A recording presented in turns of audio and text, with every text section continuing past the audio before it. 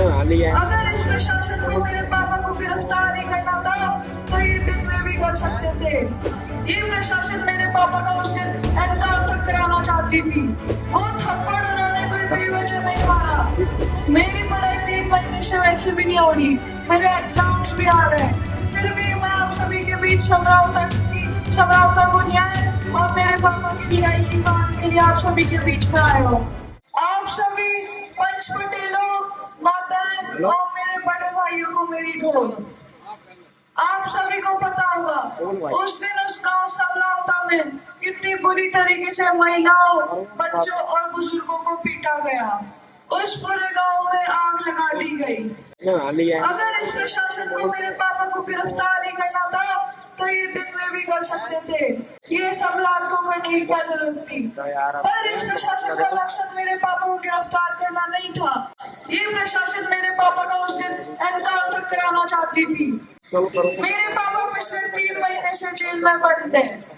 वो थप्पड़ उन्होंने कोई बेवजह नहीं मारा। वो उन्होंने इसलिए मारा था क्योंकि वो एसडीएम गाँव वालों के वोटों का बहिष्कार लगाने के बाद भी एक आंगनबाड़ी महिला और उनके विकलांग पति से जबरदस्ती वोटिंग करा रहा था।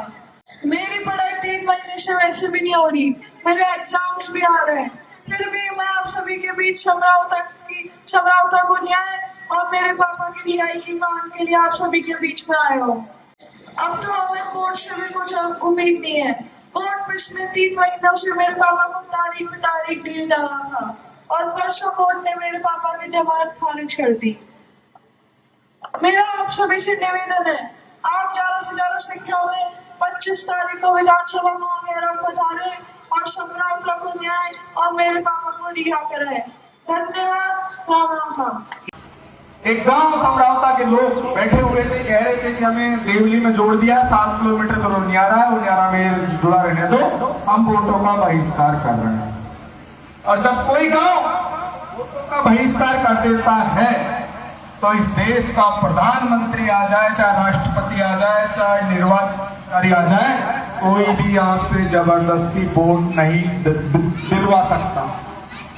लेकिन जबरदस्ती वोट दिलवाया गया और जब वहां उस गांव में लोकतंत्र की हत्या हुई तो इस युवा शख्स नरेश भाई को ये बर्दाश्त नहीं हुआ कि अब लोकतंत्र के सबसे बड़े पर्व में खुद चुनाव लड़ रहे हों और उसी चुनाव के दौरान कोई लोकतंत्र की हत्या करे तो उसी भाषा में जवाब दिया जाना चाहिए था जिस भाषा में नरेश भाई ने जवाब दिया, और उन्होंने बिल्कुल सही जवाब दिया। उसके बाद लोग आंदोलनरत हुए, हम सब लोग उस रात वहां मौजूद थे, शांतिपूर्वक बैठे हुए थे, खाना खाने के लिए पंगत लगा दी गई। आधी रात के अंदर पुलिस वालों ने पूरे गांव की लाइट बंद करवाई और समरौता गांव के दिल पर अंधेरे के अंदर खंजर घोंपा प्रशासन ने।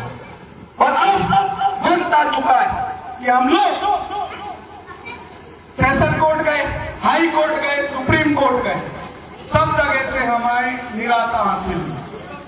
हम नेताओं के दरवाजे पे गए, जिसने कहा कि ये सबसे बड़ा नेता है, ये वो नेता है। हमने हर दरवाजे खटखटाए और हर दरवाजे पे एक ही बात कही, साहब समरौता गांव को न्याय दिला दो।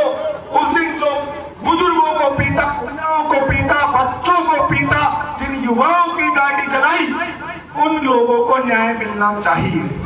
लेकिन ना तो हमें प्रशासन से सहयोग मिला, ना नेताओं से सहयोग मिला और न ही न्यायपालिका से हमें सहयोग मिला।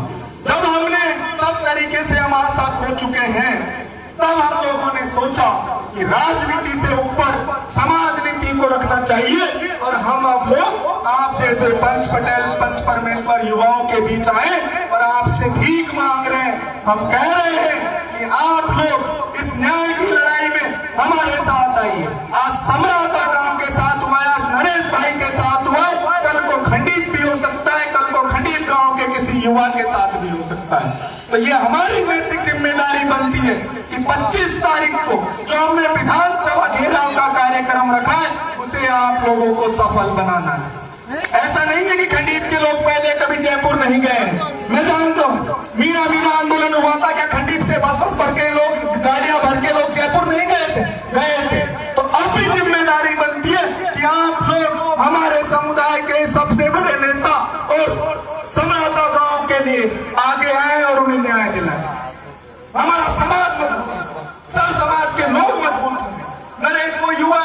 जिसमें 26-27 केस लग रहे हैं, तो उनमें से 24 केस तो वो है जो आपके बच्चों की छात्रवृत्तियों के लिए, आप लोगों के किसान खाद के कट्टों के लिए उसमें केस खाए। अगर वो जेल से बाहर आएगा तो आप तमाम लोगों की आवाज बनेगा, दोबारा बुलंद करेगा।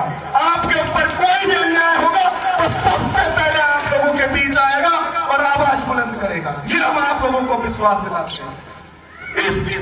हमारा भतीजा और ये सक्षम और इनके दादाजी कल्याण सिंह जी जगह जगह जाकर भीख मांग रहे हैं समाज से, सब समाज के बीच भोग दे रहे हैं, हम लोग पीले चावल बांट रहे हैं। तो आप लोग हमारी तरफ देखें, हमारे मासूम बच्चों की तरफ देखें, जो हमारे निराश चेहरे हो चुके हैं, उदास चेहरे हो चुके हैं, उन पे आप लोग खुशहाली लेके आए और हमारे नरेश भाई को रिहा कराए और समराता गांव को न्याय दिलाएं। यही मैं आप लोगों से कहना चाहता हूं। धन्यवाद। इनकलाब जिंदाबाद।